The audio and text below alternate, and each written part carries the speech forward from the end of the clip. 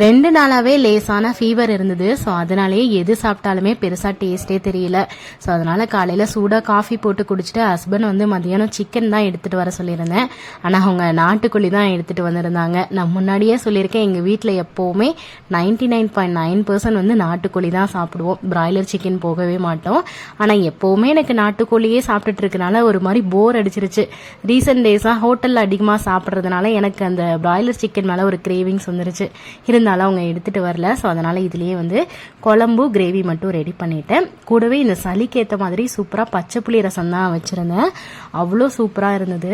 எனக்கு இந்த பச்சை புளி ரசம் அப்படின்னாலே வீட்டில் செஞ்சு சாப்பிட்டதை விட சின்ன வயசில் வந்து நாங்கள் எல்லாருமே சேர்ந்து சமைப்போம். அதுதான் வந்து ஞாபகம் வரும்.